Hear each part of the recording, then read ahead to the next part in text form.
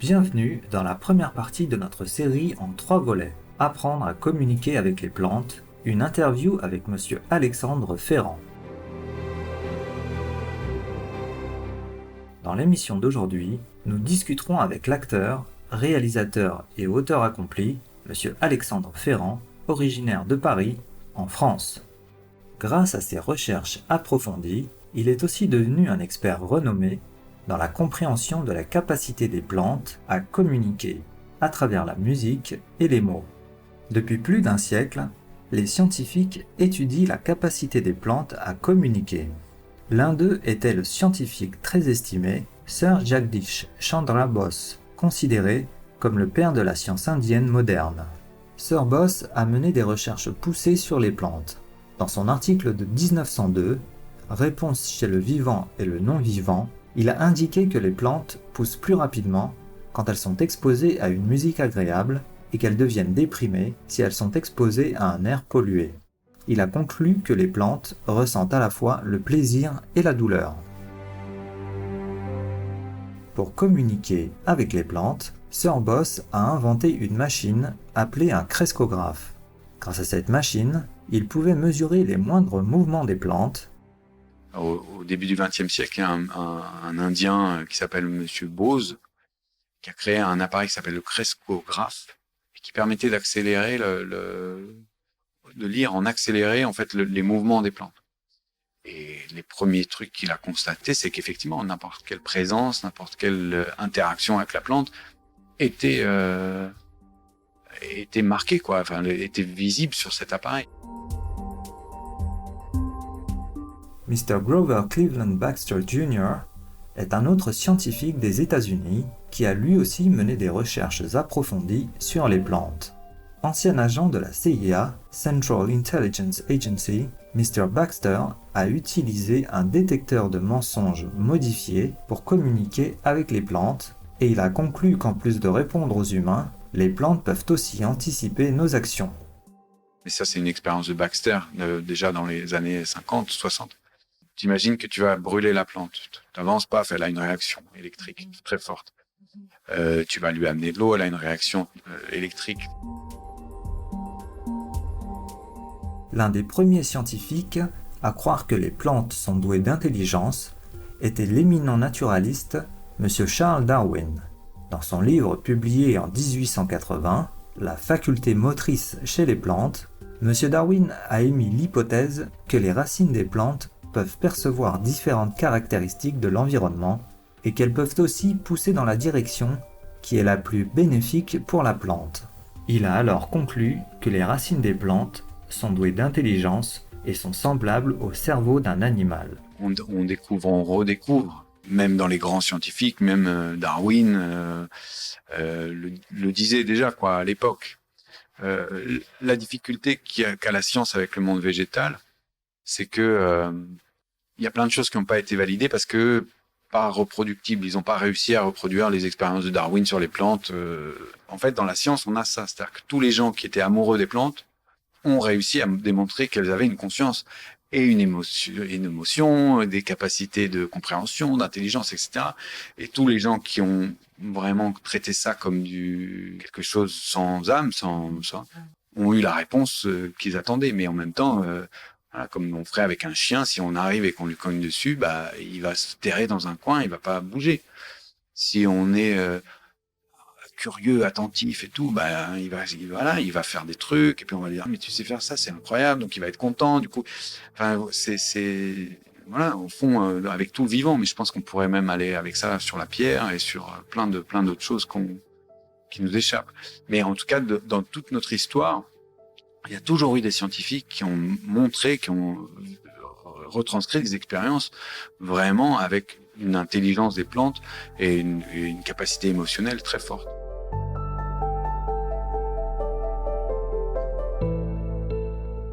Plus récemment, Damanhur, une fédération de communautés spirituelles située à Piémont en Italie, a entrepris des recherches substantielles sur la communication des plantes. En 1976, la communauté a développé un instrument extrêmement sensible qui peut enregistrer les variations électromagnétiques à la surface des feuilles et des racines des plantes.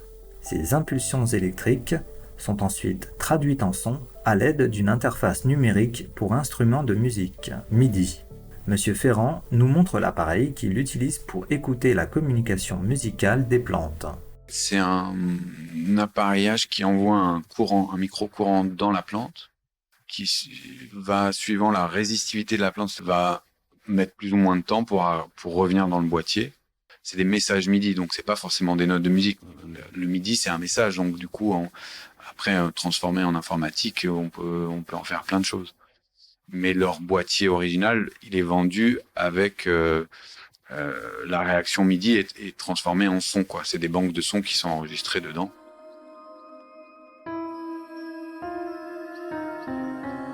C'est comme si on mettait un piano sous les mains d'une plante. Elle va pas savoir tout de suite s'en servir. C'est pas un appareil de traduction de ce qu'elle pourrait dire ou le son qu'elle pourrait émettre. C'est un outil dont elle peut se servir pour faire de la musique, enfin en tout cas communiquer avec nous.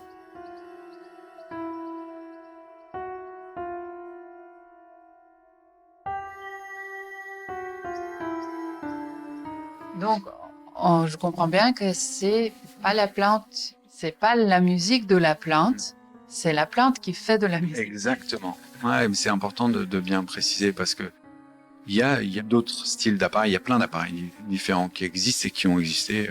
La particularité de celui-là, c'est qu'il travaille sur la résistivité de la plante. Donc, elle a un peu plus de maîtrise dessus que les appareils qu'on voit actuellement qui sont plus sur l'électricité de la plante. Parce que la plante, comme n'importe quel vivant, a des réactions électriques.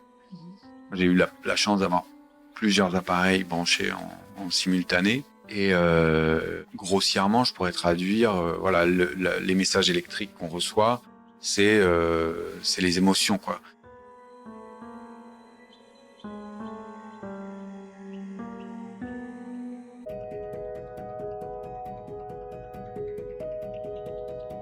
Ravi de vous retrouver dans notre programme, alors que Monsieur Ferrand nous montre comment les plantes peuvent utiliser l'appareil de communication pour s'exprimer à travers le langage de la musique. Il commence par une plante qui utilise cette machine pour la première fois. Donc il va là-bas, il branche une plante qui a donc jamais été en contact avec ces appareils, la branche sur l'ordinateur avec tout le système quand même assez complexe que je viens de décrire, avec iTunes, avec les différents claviers, etc., etc. Et bon, la plante lance la liste iTunes. Alors. Les plantes peuvent aussi comprendre et répondre à ce qu'on leur dit. Monsieur Ferrand nous raconte la charmante histoire de deux petites filles qui ont demandé à une plante de jouer une autre chanson sur iTunes. Et là, il y avait deux petites filles, 8 et 9 ans. Et je crois que l'artiste que la plante a déclenché, c'était un artiste qu'elles aimaient bien, mais elles disaient « Ah non, pas cette chanson-là, nous on veut celle-là ». Et comme elles sont encore jeunes, le rapport se fait comme ça, quoi. Et la plante, tac, elle arrête la musique instantanément. Elle avance dans la liste et elle met la bonne musique. La plupart des scientifiques sont convaincus que les plantes communiquent entre elles, mais comment procèdent-elles ? Monsieur Ferrand nous l'explique. Moi, je suis plus du principe qu'elles ont un champ morphique autour où elles se transmettent les informations comme nous on le fait, ce qu'on va appeler l'inconscient collectif. Sauf que elles, c'est un champ conscient, quoi. C'est un champ où elles vont se servir de façon consciente.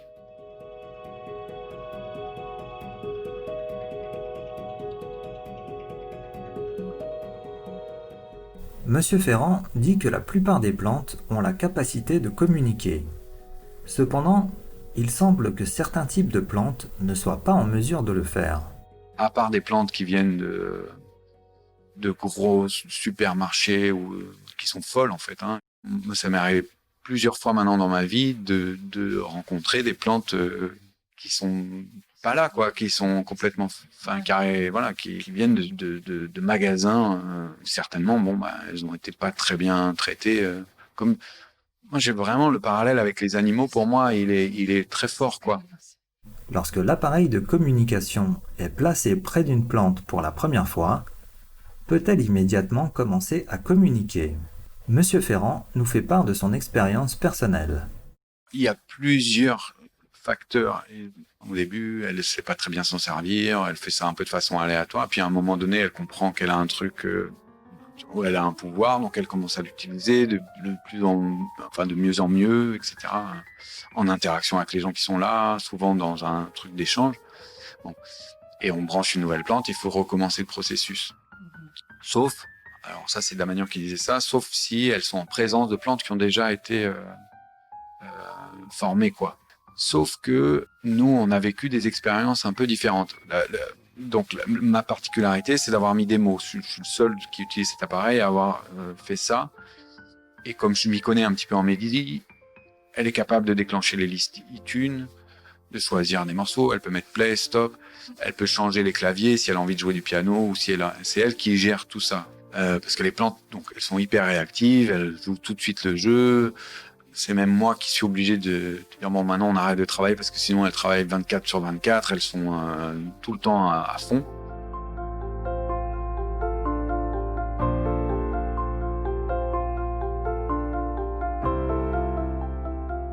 Nous souhaitons remercier Monsieur Alexandre Ferrand pour son travail qui sensibilise à la sentience des êtres végétaux de notre planète. Pour de plus amples informations sur les travaux de Monsieur Alexandre Ferrand, visitez champdesplantes.lepared.org. Our programs offer many languages. Please visit suprememastertv.com/schedule. Not only can Mr. Alexandre Ferrand communicate with plants through both words and music, but he also believes that they have a lot to teach us. Elles ont plein de trucs à nous apprendre sur justement la sédentarité, comment on vit en proximité les uns avec les autres. Et en plus, aujourd'hui, c'est démontré qu'en fait, dans le monde animal et végétal, il y a beaucoup plus d'entraide que ce qu'on veut bien croire, quoi.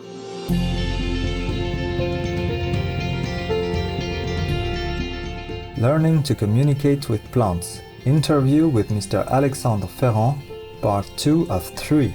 Continue watching to find out more.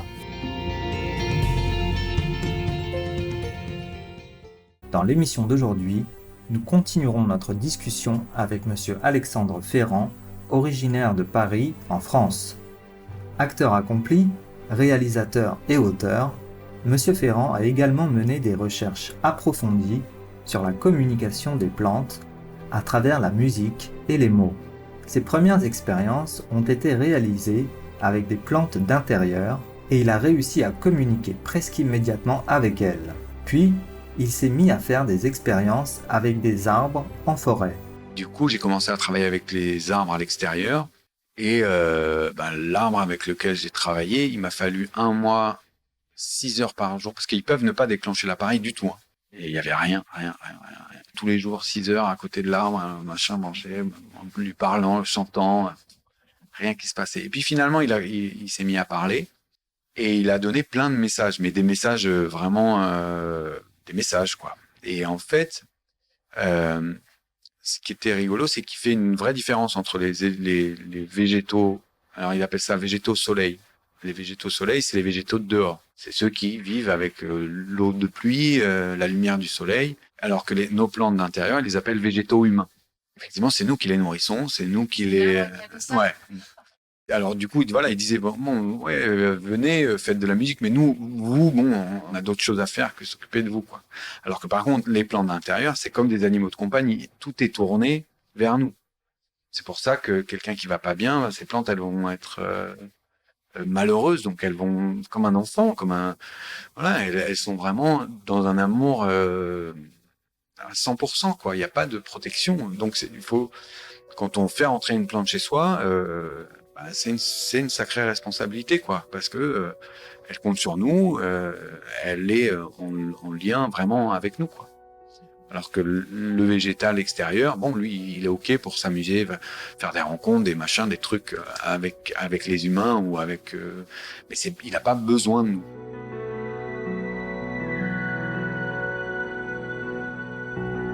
Monsieur Ferrand a mené de nombreuses recherches avec la plante d'intérieur de sa famille, un palmier quincia âgé de 15 ans. Au début, il a utilisé son appareil électromagnétique pour que la plante puisse communiquer avec lui par la musique. Mais par la suite, Alexandre s'est demandé si le palmier pourrait parler s'il changeait l'interface de l'appareil en remplaçant la musique par des mots. Il a associé une cinquantaine de mots, y compris les prénoms des membres de sa famille, à différentes impulsions électromagnétiques. En peu de temps, il a remarqué que le quincia avait compris comment cela fonctionnait. Il pouvait se référer correctement à chaque personne et appelait régulièrement son épouse Claire. Alexandre nous confie qu'un jour, le palmier s'est même montré inquiet pour ses 2 filles.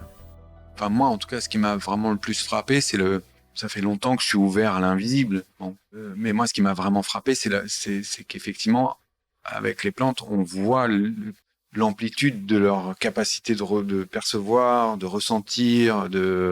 J'ai eu des infos, par exemple, quand mes filles, parce que il y avait les prénoms de mes filles aussi, quand les filles avaient des problèmes à l'école, la plante, tout d'un coup, si elle se mettait à dire un prénom d'une des filles vraiment de façon répétée, je notais les heures, et quand les filles rentraient, elles me disaient bah ouais, en fait, je me suis fait bousculer, il y a des garçons qui voulaient machin, m'embêter, gna. Voilà, elles ont une capacité de percevoir des trucs bien plus loin et bien plus grands que nous. Monsieur Ferrand estime que les plantes peuvent appartenir à différentes catégories. Il croit également que les plantes ont le pouvoir de changer leur chimie pour se protéger lorsque c'est nécessaire. Alors après, je pense qu'il y a quand même une différence de communauté entre les plantes d'intérieur, les végétaux qu'on mange, qui sont, enfin, ceux qu'on de culture, quoi, ceux qui sont dans une interaction avec l'homme depuis longtemps, comme les animaux de compagnie. C'est-à-dire, si on met un chien dans la forêt, il a de grandes chances de pas y arriver, hein. Et les arbres et les plantes sauvages, qui elles sont beaucoup plus autonomes et elles nous tolèrent. Parce qu'il faut quand même savoir que en fait, il suffirait qu'elles décident pour qu'on ne soit plus là, hein. Il suffit qu'elles changent un tout petit peu leur chimie et tout ce qu'on mange qui nous nourrit devient du poison. Monsieur Ferrand explique que bien que les plantes et les arbres soient sédentaires, ils se protègent et se soutiennent de manière subtile. Il pense que nous avons beaucoup à apprendre de leur mode de vie. Une des choses que j'ai trouvé moi le plus fascinant, c'est que finalement, elles sont sédentaires elles ont fait ce choix-là, c'est-à-dire elles ont fait le choix de la photosynthèse au moment où nous, il y a très longtemps, on a choisi de devenir des animaux, c'est-à-dire d'avoir des moyens locomoteurs pour pouvoir protéger notre vie. On a tout mis derrière des os, un cœur, 2 poumons, 2 yeux l'un, mais on peut courir, alors que elles, en fait, elles ont choisi de rester sur place. Donc leur système est complètement différent, c'est-à-dire qu'elles ont des cœurs partout, elles ont des oreilles partout dans les racines. C'est pour ça qu'on peut on coupe une branche et puis en fait on peut refaire une bouture d'un arbre, parce qu'en fait elles ont les infos dans tous les endroits de l'arbre. Et donc elles ont plein de trucs à nous apprendre sur justement la sédentarité, comment on vit en proximité les uns avec les autres. Et en plus, aujourd'hui, c'est démontré qu'en fait, dans le monde animal et végétal, il y a beaucoup plus d'entraide que ce qu'on veut bien croire, quoi. C'est les grands arbres qui nourrissent les petits, ceux qui ont des feuilles permanentes nourrissent l'hiver, ceux qui n'en ont pas. Il y a des réseaux en fait souterrains qui relient des forêts sur des je sais pas combien de kilomètres, se transmettent les nutriments par les racines, par les réseaux des champignons et tout. Je pense qu'ils sont bien plus avancés que nous dans leur compréhension du monde, quoi.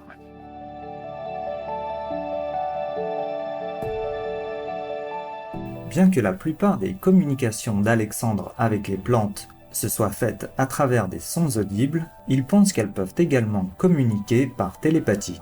Il partage une charmante histoire sur les arbres de Paris.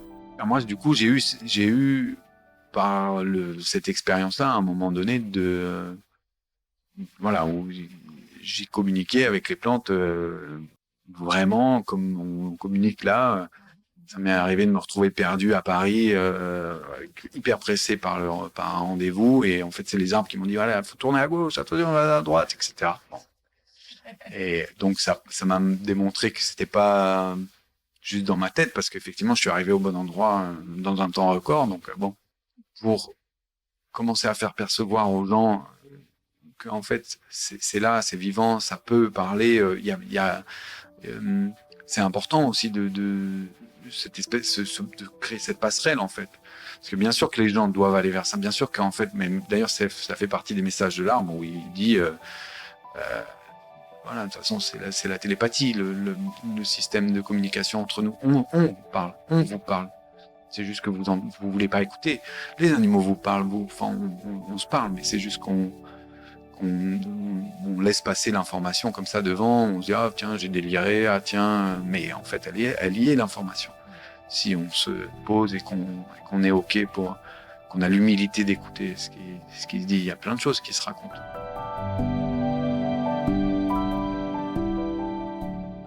Nous remercions sincèrement Monsieur Alexandre Ferrand d'avoir partagé ses expériences et ses réflexions sur les êtres végétaux sensibles.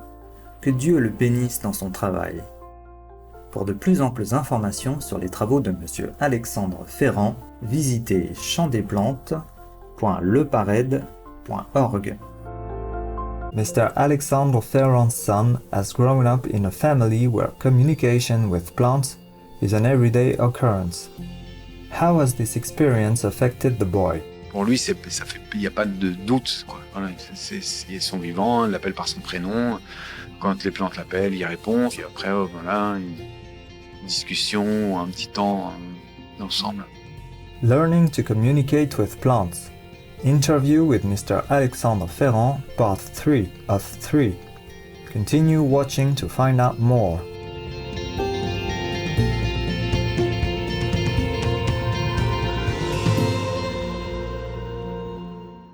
Bienvenue pour la conclusion de notre série en 3 parties, Apprendre à communiquer avec les plantes. Au programme d'aujourd'hui, nous poursuivons notre discussion avec Monsieur Alexandre Ferrand, un célèbre expert en communication avec les plantes. Grâce à ses recherches, Monsieur Ferrand a découvert que les plantes apprennent, se souviennent, ressentent, donnent, reçoivent et partagent.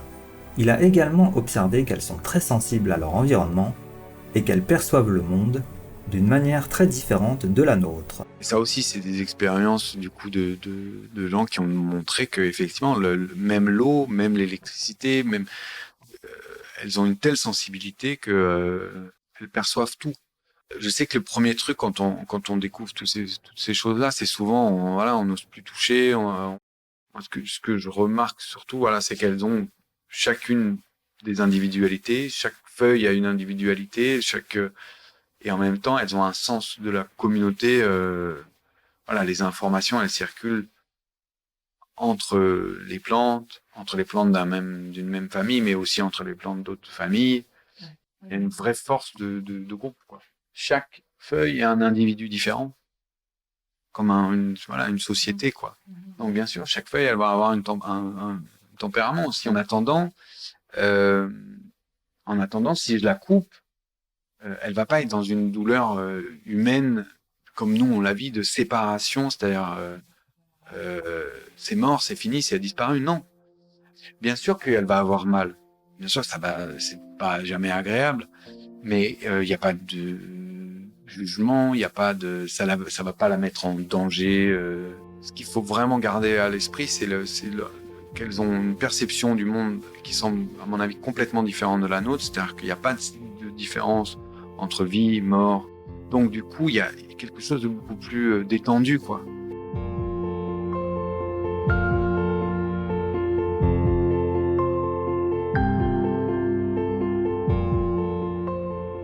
Monsieur Ferrand estime que les plantes nous répondent de différentes façons. Si nous les traitons avec gentillesse et respect, elles répondent en conséquence. Il le démontre avec l'exemple de l'ortie. Il y a une expérience très facile à faire, que tout le monde peut faire avec l'ortie. Parce que l'ortie, en fait, c'est une plante, quand on lui parle, elle pique pas.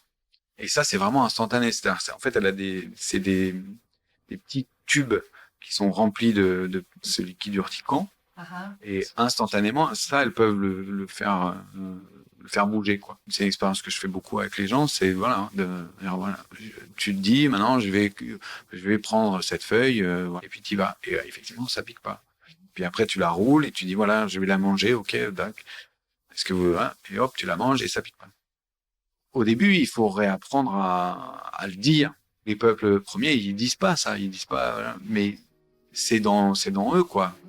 C'est comme certaines personnes qu'on voit avec les animaux. On voit bien la façon dont ils vivent, la façon dont ils sont présents, la façon dont et en vibration avec l'animal en face, quoi. Donc et c'est ça qu'on doit retrouver. Alors il faut réapprendre pas à pas. Il y a des gens qui ont la main verte, par exemple. Ils n'ont pas forcément consciemment en train de se dire ah je t'aime, plan. C'est juste qu'ils vibrent ça. Nous avons demandé à Monsieur Ferrand si les animaux communiquent et interagissent avec le règne végétal. Il a répondu en partageant une anecdote à propos de sa chèvre. Moi, un truc qui me fascine vraiment, c'est on a un bouc à la maison, emparé, récupéré, d'une gentillesse absolue. On dirait qu'il sait, il doit manger ça, et puis après ça, enfin, je sais pas comment il voit mais c'est très précis. Il va manger un peu après il va grimper dans un arbre super compliqué pour arriver à choper la poignée de feuilles. Et donc ça m'intéresserait d'essayer de comprendre est-ce que ça parle, est-ce que ça clignote.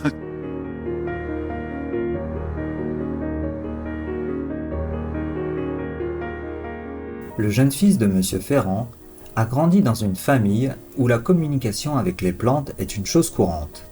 Comment cette expérience a-t-elle affecté le garçon ? Il vit au milieu des plantes qui parlent depuis qu'il a 2 ans. Pour lui, il n'y a pas de doute, quoi. Voilà, ils sont vivants, il l'appelle par son prénom. Quand les plantes l'appellent, il répond. Moi, je travaille dans mon salon, voilà, donc du coup, et en général, les plantes, je les laisse brancher quand on va manger, donc du coup, il y a de l'interaction avec les différents membres de la maison. Elle les appelle, et puis après, voilà, une discussion, un petit temps ensemble. Nous allons prendre un moment pour remercier les arbres de nous fournir de l'ombre et de nous protéger. Nous revenons dans un court instant. Alors restez sur Supreme Master Télévision.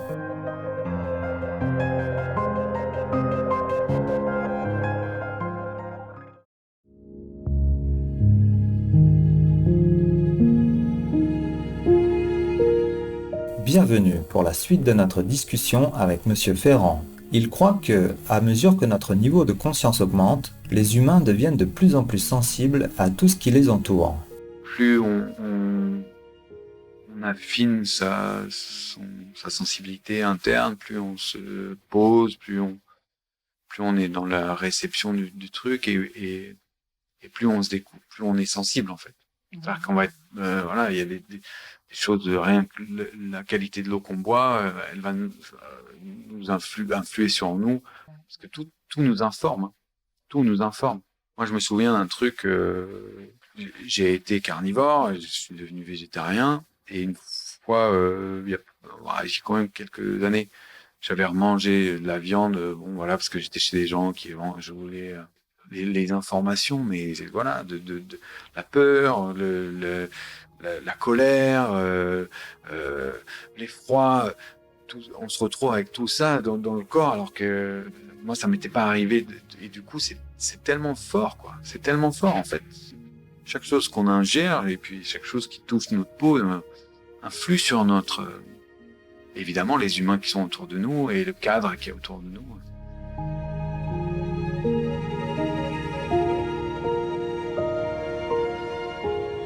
La capacité d'Alexandre Ferrand à communiquer avec les plantes l'a profondément affecté dans la façon dont il vit sa vie. Il a maintenant une vision complètement différente d'elle. Il a changé complètement. Alors après, il y a encore des trucs qui sont un peu réflexes, quoi, qu'on se dit, ah mince, là j'étais pas en conscience.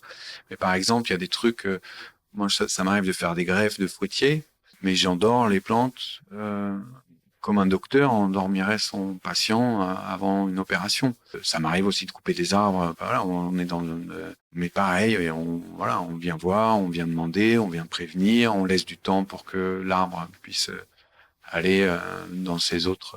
Dans les fruits, les légumes, on mange, mais de plus en plus, on mange des feuilles sans couper les racines. Et les fruits, on tend petit à petit à aller vers le pranisme, même si nous, on a encore des enfants, on est quand même bien pris dans le monde dans lequel on vit, donc du coup, on fait ça par étapes, tranquillement, mais et puis voilà, je parle avec les plantes.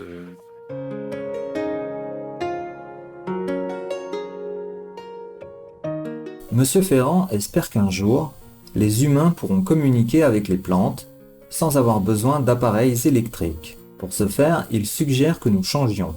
Qu'on retrouve l'humilité de l'enfant, en fait. Vraiment, il faut lâcher la présomption de savoir. En fait, personne ne sait rien. En fait, on est au milieu du paradis et on ne le sait pas, quoi. Et c'est nous qui nous en extrayons. C'est pas qu'il est pas là, hein. C'est pas qu'il est pas accessible, c'est pas qu'il faut de l'argent pour l'avoir. C'est juste à l'intérieur de soi, quoi, de retrouver cette capacité de jouer, de s'émerveiller. Et c'est vrai que c'est important d'essayer de travailler à ça, quoi. Parce que par contre, le temps humain est compté, quoi. Nous savons déjà que les plantes, par leur présence, contribuent à notre bien-être physique, mental et émotionnel. Grâce à ces appareils électromagnétiques extrêmement sensibles, nous avons découvert que les plantes peuvent même jouer de la musique. Cette musique nous est-elle bénéfique d'une quelconque façon ? Les médecins et les professionnels de la santé mènent déjà des recherches pour voir comment la musique des plantes pourrait améliorer notre santé. En même temps, elles peuvent aussi utiliser cet appareillage de musique pour soigner, par exemple, pour guérir. Ça, il faudrait rencontrer Jean Toby. Lui, il travaille plus sur cette dimension. La dimension, il met l'appareil dans des hôpitaux. Et du coup, ils ont réussi à démontrer que effectivement, les plantes, par les mélodies, elles soignent aussi les gens qui sont dans leur entourage.